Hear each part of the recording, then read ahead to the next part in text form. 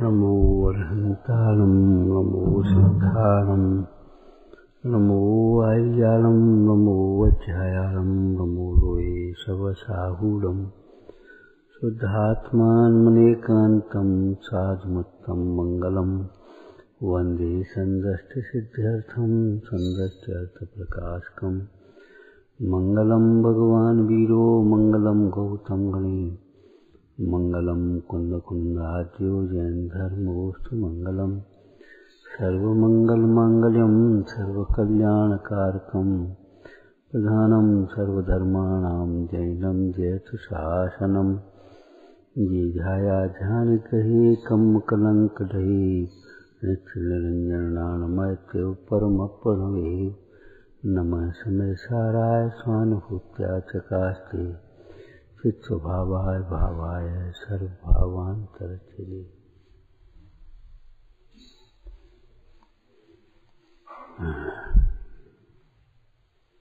ये उपाय उपेय की जो चर्चा बीच में आई थी उसका प्रासंगिक प्रयोजन क्या था?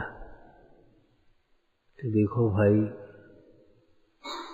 अप्रतिक्रमण रूप अवस्था अनादिकाल से चली आ रही।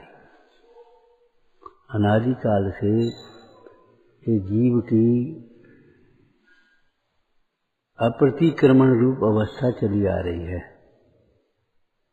तो समझ में आया? अपनी मर्यादा का उल्लंघन अनादिकाल से ही हो रहा है। अनादिकाल से ही अपने को आत्मा नहीं समझ रहा। अनादिकाल से ही प्राप्त पर्याय में तन्मय है और प्राप्त पर्याय में तन्मय पने के कारण ये जीव को निरंतर आकुलता, दुख, और उस दुख का कारण कौन है? स्वयं का ही अज्ञान, स्वयं की ही विपरीत श्रद्धा, स्वयं की ही विपरीत प्रवृत्ति, अंतर के विकल्प, संकल्प विकल्प, अध्यवसान, इनको एक शब्द में कहें। इस दोष को जीव ने कभी स्वीकार नहीं किया। ये है अनादिकाल का अप्रतिक्रमण। पंडित टोटोमल जी की एक लाइन बोलो कि दुखी तो कसाय से होता है, दुख का कारण कसाय के बाह्य निमित्तों को समझ। दुखी तो इच्छा से होता है, दुख का कारण इच्छा पूर्ति न होने को मानता। दुखी तो इच्छा उत्पन्न हुई उससे हुआ, और दुख का कारण क्या मानता है? इच्छा की पूर्ति नहीं हो रही, हमारी कोई सुनता ही नहीं, हमारा कोई सहयोग नहीं करता। तुम सहयोग चाहते क्यों? तुम सुनाना क्यों चाहते? सम्यक ज्ञान के प्रसंग में सम्यक ज्ञान का अन्यथा स्वरूप टोटोमल जी ने क्या कहा? बहुत जीव माने तो संतुष्ट होता है, नहीं माने तो खेद खिन्न होता है। तेरे बहुत जीव माने तो तेरा क्या मोक्ष हो रहा है, और कोई नहीं माने तो तेरा क्या मोक्ष मार्ग हो रहा है? ये मानते नहीं है इसलिए दुखी है, ऐसा नहीं। मनवाना चाहता है इसलिए दुखी। क्या करें, बाल बच्चे नहीं मानते, बहुत परेशान है। तुम मनवाना चाहते हो, ये तुम्हारा अंतर का उन बच्चों के प्रति मोह है, ये दुख का कारण। मोह हो तो बच्चे नहीं तो दुखी, और बच्चे हो तो दुखी। और मोह नहीं हो तो दुख नहीं, और नहीं हो तो दुख नहीं। दुख का कारण तुम्हारा मोह है। धन का होना न होना नहीं, बाल बच्चों का होना न होना नहीं, रोग का होना न होना नहीं, अनुकूल संयोगों का होना न होना दुख का सुख का कारण नहीं है। दुख का कारण एक मोह है। ये मूल दोष है। ये दोष को स्वीकार नहीं करता है। आप तो स्वयं महंत रहना चाहता है। रहना क्या चाहता है? दिखना चाहता है। आप तो स्वयं निर्दोष दिखना। हमारी क्या गलती बताओ? हमारी गलती हो तो हमें तुम सब कैसी गंदी भाषा बोलती।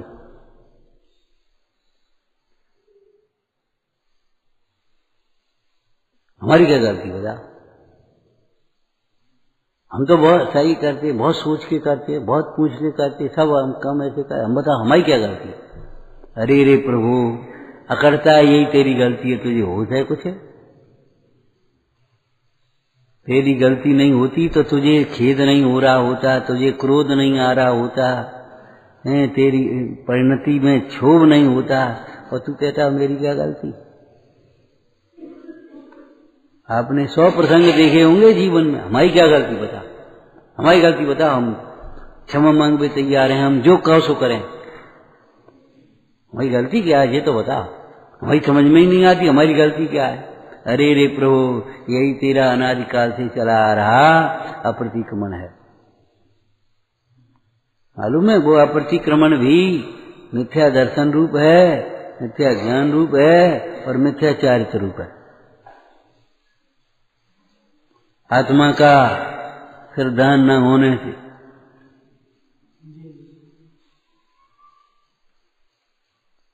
इसने मुझे पहले मारा था, हमारी क्या गलती है? बच्चा भी छोटा कहता है इसने मुझे गाली दी थी। अरे तो तुम्हें सहन करना था तुम्हारे कर्म के उदय से। बाह्य अनुशासन की भाषा बोलो, बाह्य अनुशासन की। तुझे गाली दी थी, तुझे मारा था, तो तुझे अधिकृत व्यक्ति से, क्लास में है तो अध्यापक हैं, छात्रावास में है तो वार्डन अधीक्षक हैं, कहीं घर में हो तो अपने बड़े जनों से। तुझे कहना था, मारने के बल में तू भी मारने लगा। वो कहता मेरी क्या गलती? मालूम है महात्मा गांधी के बचपन की ये घटना है, बचपन की।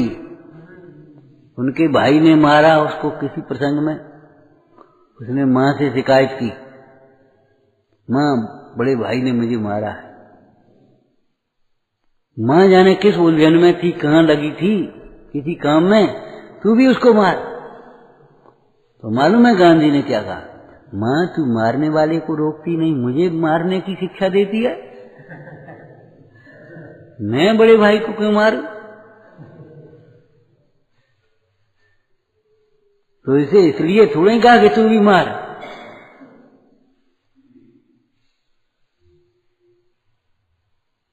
प्रवचन में नींद क्यों आती है? दर्शनावरण कर्म का उदय, दर्शनावरण कर्म का बंद क्यों होता है? प्रवचन का विषय समझ में न आने से, प्रवचन की उपयोगिता जीवन में भाषित न होने से क्या फायदा जा सुनने का? अधिक भोजन करने से, पेट साफ न रहने से, थकान होने से, सही आसन में न बैठने से, सही मुद्रा न होने से, पढ़कर न आने से, उपेक्षा अनादर से सुनने से नींद आती है। अब इन कारणों को दूर करो, उसके बाद कर्म को दोष दे। अरे कर्म को दोष देव नहीं, कर्म का उदय देखो। इन कारणों को दूर करने के बाद फिर तुम कर्म का उदय देखने के लायक हुए हो, पात्र हुए हो। पहले से ही कर्म को दोष देखने लगे और अपने दोषों को छुपा बैठे, ये तुम्हारी अपात्रता है, विपरीत बुद्धि है। ध्यान रखना, प्रसंग प्रसंग में हमारी क्या गलती है, हमारा क्या दोष है, ये कहने वाले भाई बहनों को बहुत अच्छी तरह से समझना चाहिए। इस विषय शांति से अंतर में सोचोगे, विचार करोगे, आगम के अनुसार सोचोगे, तब तुम्हें तुम्हारी गलती समझ में आएगी। और तुम्हारी गलती तुम्हें अगर समझ में नहीं आएगी तो तुम्हें कोई दूसरा गलती बताएगा भी तो तुम कुतर्क करोगे, बुरा मानोगे, मुंह पटकोगे, रोने लगोगे, चिढ़ोगे, रोटी छोड़ दोगे, मनाने की कोशिश करते रहोगे। ये गलती बेगलती करते चले जाओ, बैठ करके अकेले में नेगेटिव चिंतन करोगे।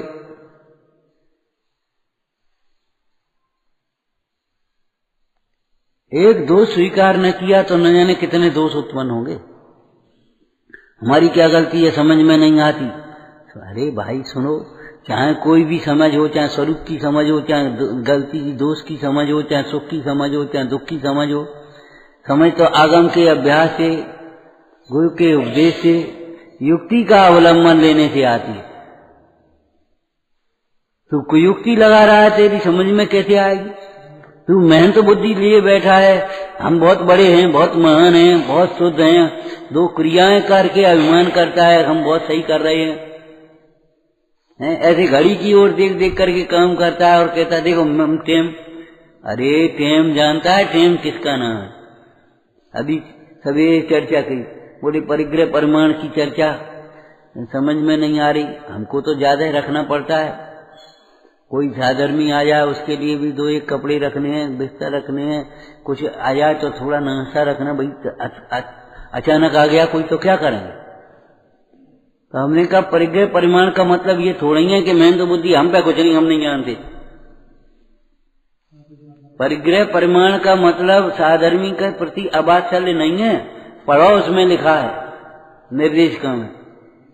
अपने पास एक दो जोड़ी कपड़े आदि ऐसी भी रखो, कोई त्यागी आ जाए तो उसको तुरंत दे सको। इनके कपड़े छुप गए, अब दो नहीं हुए तो कहां से बदलोगे हाल की हाल? अपन जा रहे हैं पूजा के लिए और जाते किसी ने छू लिया, अब लड़ोगे, हम क्या लड़ ले? तो लड़ने से क्या कपड़े शुद्ध हो जाएंगे? कपड़े तो दूसरे चाहिए कि नहीं चाहिए? सर्दी में नहीं सूख पाए, हम तो 4 जोड़ी रखते, बड़े रखने अभिमान से रखते हो तो तुम्हारा परिग्रह परिमाण हुआ ही नहीं है, और फिर इधर उधर मुंह ताकते हो। अरे 2 जोड़ी धुले कपड़े रखे रहने दो चौके के भी, हर समय कोई आया ले भैया बदल ले, भोजन कर ले। सर्दियों में विशेष रूप से एक आध तुम्हारी इनर मोटे कपड़े रख रहने दो धुले भाई। एक बात बताओ, अपनी फैशन और रुचि के अपनी कसाय से 10-10, 20-20 जोड़ी रख सकते हो, तो 2 जोड़ी कपड़े शुद्ध साफ रखने में तुमको ये लगता है कि परिग्रह ज्यादा हो गया?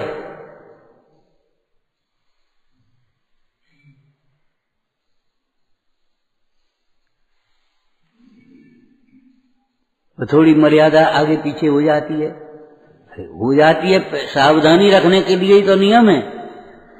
और फिर भी जितना तुमसे पल सकता है उतना नियम ले, आगे अभ्यास करो। लेकिन वो हमने छूट रख ली, मर्यादा हो जाए, लापरवाही रोज रोज भी मर्यादा होती जाए, ये तो कोई तरीके नहीं है। ये तो तुम्हारे अंतर का अभिप्राय का पाप है। किसी दिन क्वचित कदाचित कोई दोष लग जाए, वो चारित्र का दोष माना जा सकता है, लेकिन रोज रोज अपने वो भूल गए थे, वो हमें ध्यान नहीं रह दो, वो हम भूल गए थे, मैं ध्यान नहीं रह दो, वो लापरवाही से बेमर्यादा हो गो, कहीं कछु हो गो, वो धरी रह गई, वो खराब हो गई, वहां में चीटी लग गई, ये तुम्हारा अभिप्राय का दोष है। मेहनत बुद्धि है, ध्यान रखना।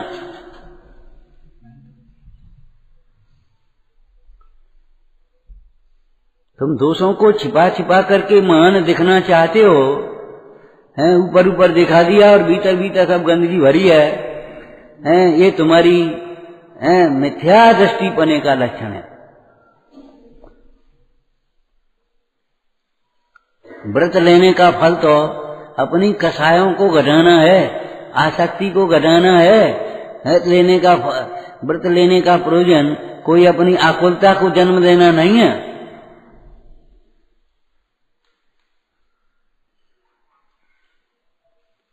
और नहीं तो मोही जी व्रत भी लेकर के व्रतों का मान करेगा, हमारा तो नियम है। अरे तेरा नियम बड़े नियम बारे हो गए हैं, तेरा मौन है। और अगर किसी की तबीयत एकदम खराब हो रही, समाधि को संबोधन कर ले, प्रायश्चित ले देना। पूजा के कपड़े पहन करके पूजा करने जा रहा है, अगर कोई बीमार एकदम अटक होकर के गिर गया, उसको उठा ले, उसकी सेवा कर ले पहले।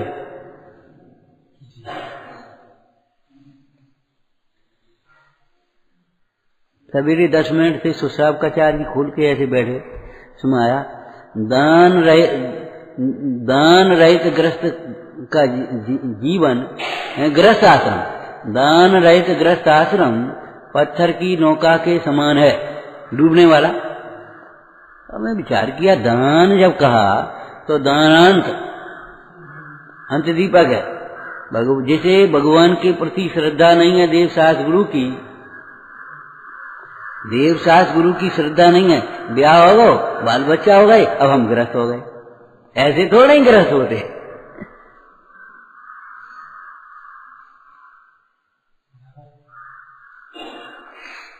हम अपने अलग रहने लगे तो हम अपनी हमारी गृहस्थी हो गई। अरे ऐसे गृहस्थ होते हैं। देव पूजा गुरु पासी स्वाध्याय संयम तप दानम चैव ग्रस्तानी सत्कर्माण दिने दिने। तो भगवान की पूजा जहाँ नहीं होती, पूजा माने इन भगवंतों के प्रति आदर बहुमान का भाव नहीं है, भक्ति का भाव नहीं है, गृहस्थ आश्रम पत्थर की नौका की समान। गुरु उपासना नहीं है, गुरुजनों का बहुमान नहीं है, भोजन करते समय उनका स्मरण नहीं आता, प्रातः काल शाम काल उसका स्मरण नहीं आता, अपने उठे और खाए हुए चल रहे। एक गृहस्थ जीवन ये तुम्हारा पत्थर की नौका के समान है, तुम्हारा जीव डूबोगे और डुबाओगे, ऐसे संस्कार इनमें पड़ जाएंगे। हमें क्या मतलब, हम अपने उठे हो खाए हुए चल रहे। कौन है, कौन को भोजन कराना है, कौन पात्र है, कौन बाहर का है, कौन भीतर का है, कौन रोगी है, कौन अशक्त है, कौन घर में बड़ा है, अपन गए भोजन करे बैठ गए, अपन को मतलब नहीं। देखो ध्यान रखना, छल ग्रहण मत करना, अभिप्राय समझना। कोई मजबूरी है जल्दी जाना तो उसको जल्दी भोजन करेगा, भैया तुम जल्दी कर लो। किसी को जल्दी बस से पहुंचना है, किसी को कोई और परेशानी है, कोई उलझन है, किसी का कल अंतरा हुआ, भाई तुम पहले कर लो, कोई दिक्कत नहीं।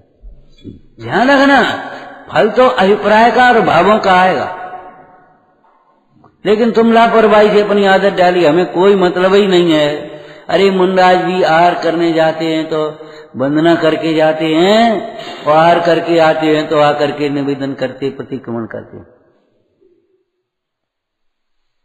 मुनिराज तुम का औकात है तुम्हारी, बस अपने खाया है पिया है बैठ गए, बन कमरा में घुस गए। ये चर्या नहीं है, ये श्रावक की चर्या नहीं है, पत्थर की नौका है। ये गलत संस्कार डालते हो, गलत जीवन है।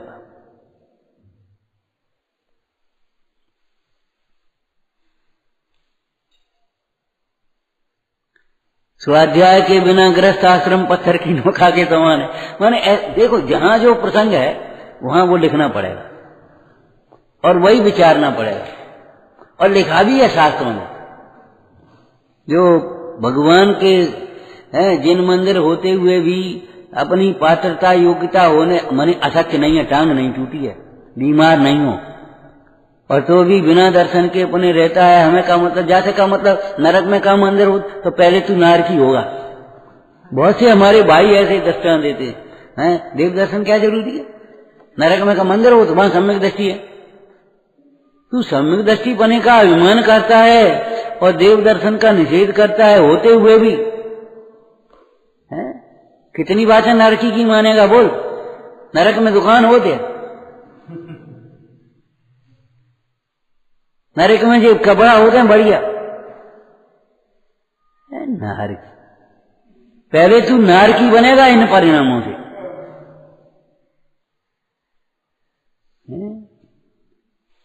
योग्यता पात्रता योग बनने पर भी जो भगवान के दर्शन पूजा भक्ति नहीं करता है वह मगर के मुख में है, उसका गृहस्थ आश्रम पत्थर की नौका के समान है। ये भी लिखा है, करोड़ों सूर्य होते हुए भी अंधेरा है उसके लिए, ये भी लिखा है।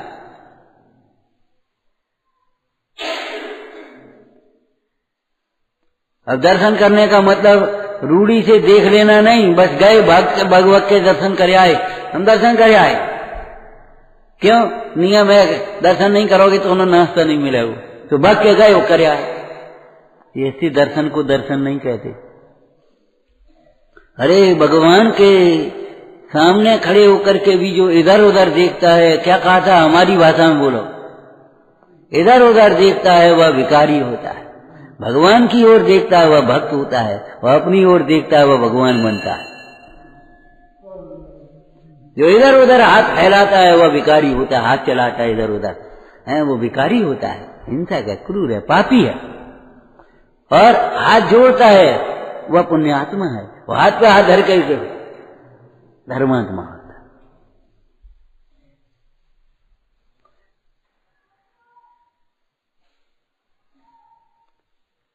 ये उपाय उपेय का बीच में इसलिए लिया था। अभी तुझे वर्तमान में दोषों की आलोचना करना ही नहीं आ रहा, दोषों का प्रतिक्रमण करना ही नहीं आ रहा, और निश्चय प्रतिक्रमण की बातें करता है। निश्चय प्रतिक्रमण ऐसे नहीं होता। अनादि काल से उसी टीका को रख करके बैठो, उस टीका में व्यवहार प्रतिक्रमण, निश्चय प्रतिक्रमण ऐसे वहां घटा करके पूरी लाइन बनाओ, पूरा पैराग्राफ बना करके देखो वहां बैठ करके। अनादि काल से ये जीव की अप्रतिक्रमण है, मर्यादा का उल्लंघन आज ही से नहीं कर रहा। जब से जन्मा है तभी से देह को आत्मा मानता है, ऐसा नहीं। पहले भी जो देह थी उसे अपना मानता था, अनादि से। अनादि काल से जीव की पर्याय बुद्धि है, पर्याय बुद्धि है, जीव अजीव की प्रधानता से कथन किया। आगे बोलो, अधिकारों के हिसाब से बोलो। अनादि काल से जीव की कर्तृत्व बुद्धि है, अनादि काल की जीव की पुण्य में सुख बुद्धि और धर्म बुद्धि, सुख बुद्धि है अनादि काल की। अनादि काल की ये जीव को है पर में सुख दुख का कारण देखने की बुद्धि है।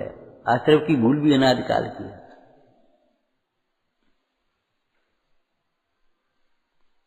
संसार में सुख बुद्धि अनादि काल की चली आ रही है।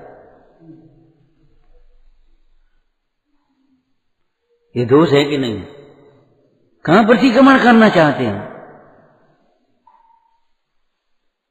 अब जब तक आगम के अभ्यास से इन दोषों को जाना ही न जाए, हैं, और इन दोषों को दूर करने के लिए अंतर में एक भावना न जगे, कब जगेगी? जब ये लगे कि ये दोष ही दुख के कारण है, तब दूर करने की उद्यम होगा।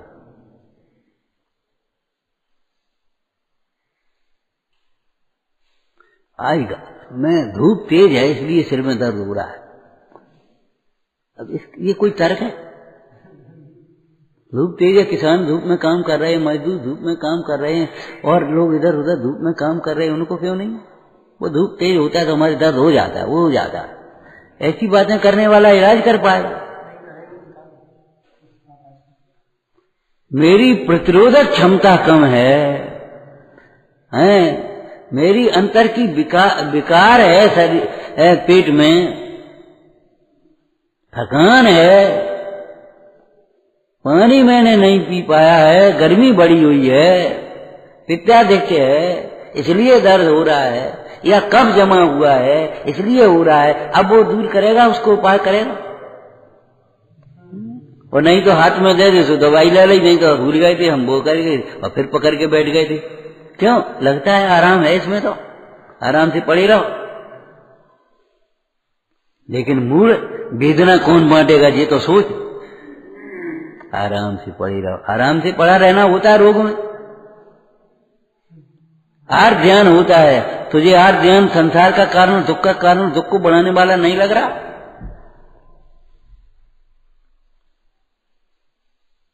फिर चीखेगा, चिल्लेगा, ड्रामा करेगा।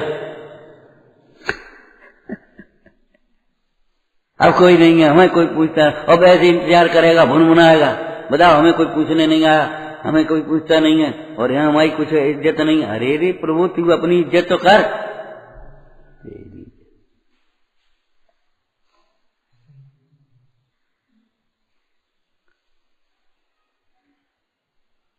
जिसे अपना दोष दिखाई नहीं देता उसे ही पर का दोष दिखाई देता है, नियम है ये। क्यों? परद्रव्य निमित्त मात्र होता है, परद्रव्य दोष ही नहीं होता, न कर्म और न नो कर्म। लेकिन अपना दोष दिखाई नहीं देता, इसलिए परद्रव्य का दोष दिखाई देता है। बड़ा अभिमानी है, और तू भी तो अभिमानी बैठा है, तुझे होश है। अपना अभिमान नहीं दिखता, दूसरे का अभिमान दिखता है। स्वयं नहीं सुनेगा किसी की और हमारी कोई सुनता ही नहीं, तो अपना न सुनने का दोष नहीं दिखाई देगा और हमारी कोई सुनता नहीं है, बस ये है।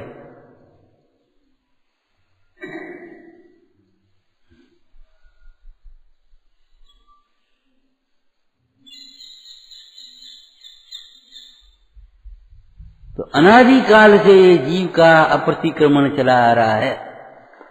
अब इसको दोषों की भाषा में बोलो। अनादि काल से निसंकितपना नहीं है अपने स्वरूप में, अनादि काल से विषयों की वांछा है, अनादि काल से प्रतिकूलता में ग्लानि है, और अनादि काल से मनमाने चाहे किसी के द्वारा कहे गए उपायों में प्रवृत्ता है। वो दुख को दूर करने के लिए ऐसे छटपटाता है, ऐसे भटकता है, झपट्टे मारता है विषयों में अनादिकाल से। एक चीटी पर भी जरा पानी आ जाए तो ऐसे ऐसे ऐसे कहीं इधर जाए कहीं इधर, क्यों? उसको सूझता तो कुछ है नहीं, और दुख दूर करना ही चाहते। अब देखो बाकी जैसे अनादिकाल से उपभुवन है, अनुपभुवन पराई निंदा करता है, अपने प्रशंसा करता है, तो संगी पंचेंद्री दशा में ये होती है, पराई निंदा अपनी प्रशंसा। असंगी क्या करेंगे बेचारे, वे क्या समझे? लेकिन फिर भी अनादिकाल के ये संस्कार है, ये कहने का मतलब है। तो उसकी विविक्षा समझ लेना चाहिए। कोई पहली बार मनुष्य नहीं बना है, अनादिकाल से न जाने कितनी बार संगी पंचेंद्री बना, और जब बना तो ऐसा ही किया तूने। तो शंका से लेकर के और जितने भी दोष हैं चारित्र के, सब वे अनादिकाल से चले आ रहे हैं। एक संग सबरे इकट्ठे होते ऐसा नहीं है। अव्यक्तता की अपेक्षा जिस जैसा उदय है और जैसी उस प्रकार की परिणति है, प्रसंग है, उस प्रकार का वो ऊपर आ जाता है। कभी क्रोध ऊपर आ जाता है, कभी मन ऊपर आ जाता है, कभी माया ऊपर आ जाती है, कभी लोभ ऊपर आ जाता है, कभी वांछा आ जाती है, कभी द्वेष आ जाता है, कभी राग आ जाता है। सत्ता में देखी जाए तो सारे दोष के दोष।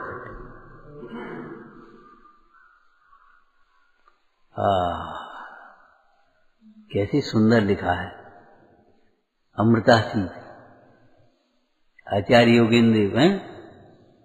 क्या लिखा? यदि तू अपने स्वरूप से चलित होगा तो तुझे सर्व दोषों का प्रसंग आएगा। यदि तू अपने स्वरूप से चलित होगा तो सर्व दोषों का प्रसंग। और अनादिकाल से स्वरूप से चलित है कि नहीं? अरे चलित तो शब्द बहुत हल्का है, चारित्र की अपेक्षा है। अनादिकाल से स्वरूप से भ्रष्ट हो रहा है, निर्मल विज्ञान घन स्वभाव से भ्रष्ट, विकल्प परायण जीव को ये दुर्विकल्प होते, मैं करता हूं, मैंने ऐसा किया, मैं ऐसा करता हूं, मैं ऐसा, दुर्विकल्प। इसको निर्मल विज्ञान घन स्वभाव से भ्रष्ट, विकल्प परायण, भ्रष्ट शब्द लिखा है। दंसन भट्टा भट्टा। तो अब एकदम अपना सीधा निर्दोष अपना गायक भाव से देखा, सुबह प्रतिक्रमण हो गया, दोष उत्पन्न होना बंद हो गए। ऐसा नहीं होता। सर्वप्रथम निर्दोष देव शास्त्र गुरु का सानिध्य मिलता है। अब काल लब्धि बलते दया तुम दर्शन पाए। दर्शन मिला और आपका दर्शन मिला, जैन दर्शन, दर्शन माने सिद्धांत, उपदेश, उसको भी दर्शन कहते हैं। जैन दर्शन बोलते हैं ना, जैन दर्शन। तो जैन दर्शन माने का भगवान के ऐसे दर्शन। तुम दर्शन पा, दर्शन मिला और दर्शन मिला, और मिला, मिल गया, दूर दूर नहीं रहा, केवल सुना और निकाल दिया ऐसा नहीं, मिला। मिल जाना अलग बात है। दूध में शक्कर मिल गई, घुल गई, आत्मसात हो गई। अरे तुम तो 2 दिन में घुल मिल गए। तुम्हें यही नहीं लगता कि बाहर के हैं अपने घर के? तो घुल मिल जाना का मतलब क्या है, समझ गए? बीच में दूरियां नहीं रहना। तो दर्शन, जैन दर्शन मिल गया, माने वैसा ही अंतर में निर्णय हुआ, वैसा ही विचार हुआ और वैसा मुझे भाषित हुआ। अब हंस भयो खुशहाल। और देखो अब काय के लिए भगवान के पास आए, हम दोष किए अति भारी, तिनकी अब निर्वृत काया, तुम शरण लई नहीं।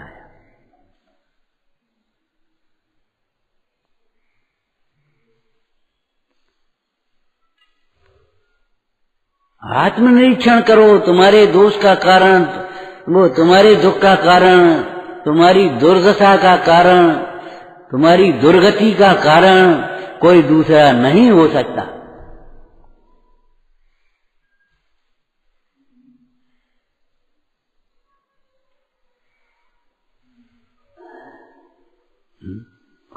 अब वो व्यवहार प्रतिक्रमण अब आएगा।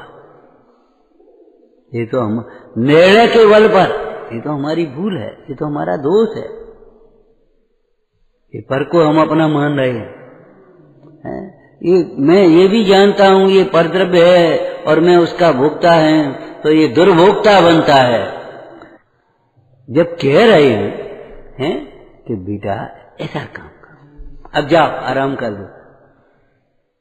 अरे एक आध दिन 2 बजे तक जगले तुम, 12 बजे तक जगले, लेकिन रोज जगोगे तो स्वास्थ्य चौपट होगा, फिर तुम दिन भर काम नहीं कर पाओगे। दिन भर काम नहीं कर पाओगे, 1 महीने बाद बीमार होके पड़ जाओगे। अर्ली टू राइज के लिए अर्ली टू बेड लिखा है साथ, ऐसा नहीं अर्ली टू राइज अकेला। हमारे कई त्यागी लोग, बुजुर्ग लोग 3:30 बजे उठ जाएंगे, तो वे 9 बजे सो जाते हैं। काम नहीं है ना उन्हें कोई उस प्रकार का, वे 9 बजे पे सो जाते हैं। 9 बजे सो जाए, 3 साढ़े 3 बजे उठ जाए। अब तुम कहो 11 बजे सो, फिर के 3 बजे उठ जाओ, तो कैसे उठ जाओ? एक आध दिन उठ लोगे, और एक आध दिन उठ के तुम ऐसे ऐसे कर भी लोगे, तो फिर दिन भर हर काम में आलस करोगे और चिड़चिड़ाओगे, खिसियाओगे। चिड़चिड़ाहट, खिसियाहट, उत्तेजना, ये हमारे अंतर की कमजोरी को, हमारी विपरीतता को, हमारी कसायों को प्रसिद्ध कर रही है।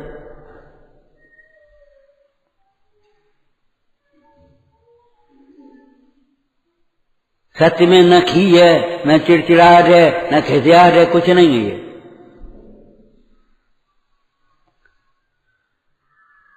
ये कोई मजाकें थोड़ी लिखी है, ये तो हमने तुमको अर्ली टू बेड सुना दिया। एक डॉक्टर साहब बैठे, एक दफे सही घटना है, तो चर्चा चली, बोले सवेरे उठ करके जाना, वो मैं निकल जा घूमने। ये समझो सारे स्वास्थ्य का मूल है। फिर बैठे बैठे बातचीत कर रहे थे, कमरे में बैठे थे, बोले देखो सवेरे उठने का मतलब पूरी दिनचर्या बदल जाना है, पूरी दिनचर्या। सवेरे जल्दी उठना है, तुम्हें कहा तुम तो सोते रहे हो, तो सवेरे जल्दी, शाम को जल्दी सोओगे, और सवेरे उठ करके जब जाओगे तो तुम फ्रेश होगे, सारे काम तुम्हारे जल्दी हो जाएंगे, टाइम पे पूजा हो जाएगी, टाइम पे स्वाध्याय हो जाएगा, टाइम पे भूख लगेगी, टाइम पे भोजन होगा। और भोजन जब सवेरे टाइम का होगा तो फिर भूख शाम को लगेगी, शाम का भोजन टाइम पे होगा, और टाइम पे भोजन होगा तो सोने से पहले पच जाएगा तो नींद अच्छी आएगी, फिर न एसिड बनेगी न कछु होगा।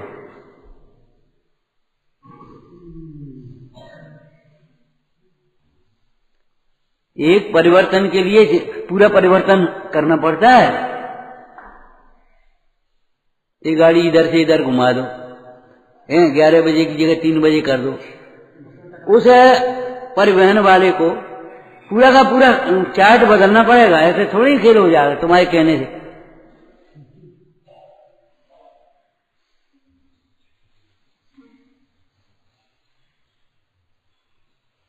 दृष्टि बदलने के लिए वो ऐसे ही है मामला।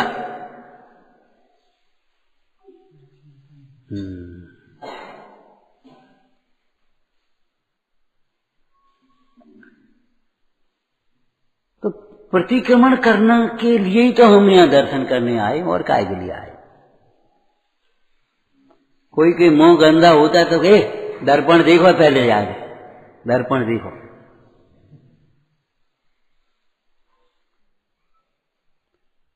तो आगम के समझ में नहीं आती, आत्मानुभव में समझ में आएंगी। ऐसी ऊंची बात कह दी तुमने, आत्मानुभव का जब तक दोष ही तुम्हें नहीं दिखते और स्थूल दोष ही नहीं दिखते तो सूक्ष्म दोष कैसे दिखेंगे? और दोष नहीं दिखते तो दोषों से जो कर्म है वो सूक्ष्म है कि नहीं, और उन कर्मों से शरीर आत्मा सूक्ष्म है कि नहीं? तो आत्मा तुम्हें दिखता है और दोष नहीं दिखते, मायाचारी करते हो। कोई कहता है ये अक्षर तो हमको दिखते हैं, ये दीवार नहीं दिखती।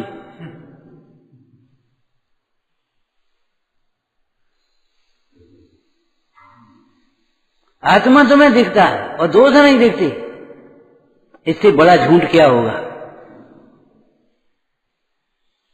ये समझ में आता है हम बहुत बड़े धर्मात्मा हैं, और ये समझ में नहीं आता हमारी गलती क्या है, इससे बड़ा अहंकार क्या होगा विश्व में?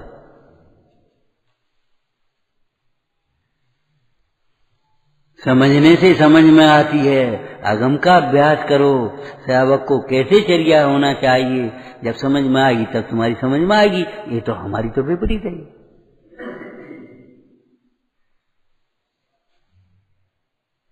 नहीं समझ में आती, कोई बात नहीं, चुप रहो, समझने की चेष्टा करो। आगम को खोल करके रखो उस प्रसंग को। हे ऐसे क्यों बोलते हो, हमें समझ में नहीं आती? ठीक, सत्य वचन खोल के देखो, समझ में आएगी। ये क्यों उठा ली तुमने, इसमें क्या हो गया? हमारी समझ में नहीं आती, इसमें क्या गलती है? आप आचार्य व्रत को खोल के देखो। आगम हमने ऐसा दिया, ऐसे देख लिया, और अपने ऐसे देखा था, अपने ऐसे हमारी समझ में नहीं। खड़े हो जाओ, हमारी क्या गलती है? हमारी समझ में नहीं आई, समझ में नहीं आई। शील व्रत को देखो, शील व्रत को देखो, समझ में आएगी तुम्हें। हमारी शक्ल देखने से थोड़ी समझ में आ जाएगी। ये तो अध्यापक कक्षा में कहते हैं, ऊपर क्या देख रहा है, हमारी शक्ल क्या देखता है? पुस्तक में देख। अब जब पुस्तक में ही नहीं देख पाओगे तो ये बताओ तुम अंतर में कैसे देख पाओगे? सो तुम्हें शास्त्रों का आदर नहीं है। जब पढ़ते हो तब प्रसंग अनुसार अपने अखबारों की तरह पढ़ लेते हो, रट लेते हो, और सुनाने के लिए सुना देते हो, सुनते हो तो सुन लेते हो। अब आपको कैसे समझ में आएगी? प्रतिक्रमण की पहली चर्या है कि दोष समझ में आना चाहिए। नहीं आता तो समझने की पहले चेष्टा करो।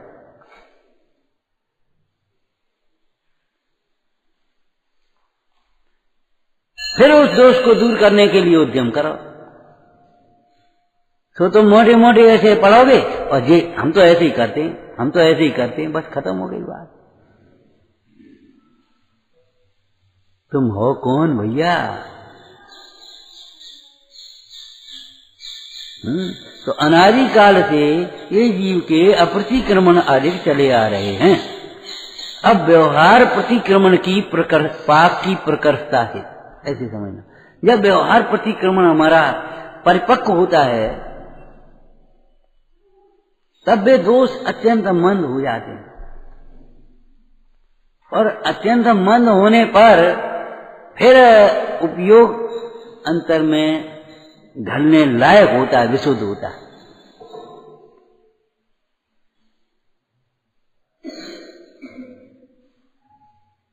ध्यान रखना, व्यवहार का पक्ष अलग है, व्यवहार अलग है। अज्ञानी को व्यवहार का पक्ष होता है।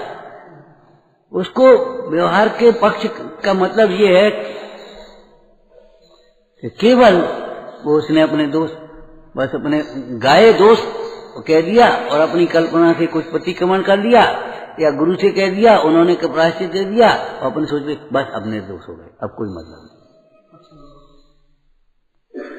अटक गया। उस दोष के मूल तक जाना चाहिए, मूल तक। और मूल तक जा करके वहां से सुधार करना चाहिए। और मूल तक जब जाने की कोशिश करेंगे तब हमारी निर्दोष तत्व पर दृष्टि आएगी, और निर्दोष तत्व की दृष्टि होने पर वे दोष अपने आप मिटेंगे।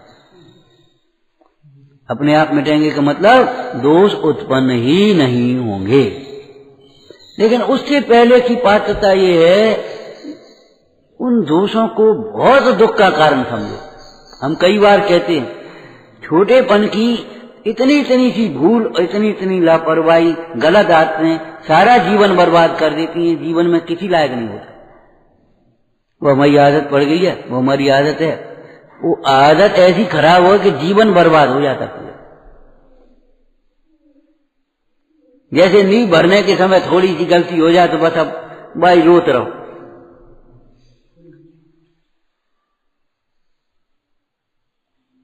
फिर दोबारा भरना वही उसका उपाय रह जाता है। बाद बाकी जितना बनाया वो भी तोड़ देना पड़ता है। ऐसे ही जितना आप करते हैं उसका भी अहंकार छोड़ दो, उसको मत छोड़ो, उसका अहंकार छोड़ दो। हम कछु करते हैं, हम कुछ समझते हैं, हम कुछ जानते हैं, और बिल्कुल अबोध बालक बन जाओ। अबोध बालक बन करके फिर अभ्यास करो। हम तो आपसे फिर कहते हैं, मां का दूध बेटा बन करके ही पिया जा सकता है। मां का दूध बेटा बन करके ही पिया जा सकता है। जिनवाणी का है रहस्य, जिनवाणी का रहस्य है। तुम अलग से कुछ बन करके सोचो, और बड़े हम धर्मात्मा, बड़े विद्वान और बड़े ज्ञानी और बड़े समझदार हैं, आप जिनवाणी का रहस्य कभी नहीं पा पाओगे।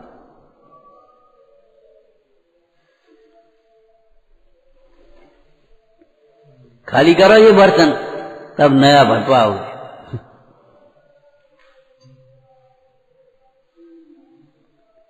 अब वह परमार्थ प्रतिक्रमण वह हमें निर्दोषता की ओर ले जाता है। ज्यों ज्यों स्वरूप में लीन होता जाता है त्यों त्यों निर्दोष परिणति बढ़ती आती है। अंत में परम निर्दोष दशा को प्राप्त होता है। विचारना जयानंदी शोध स्वरूपी अविनाशी में आत्म स्वरूप आनंदी शोध स्वरूप अविनाशी में आत्म स्वरूप आनंदी शोध स्वरूप अविनाशी में आत्म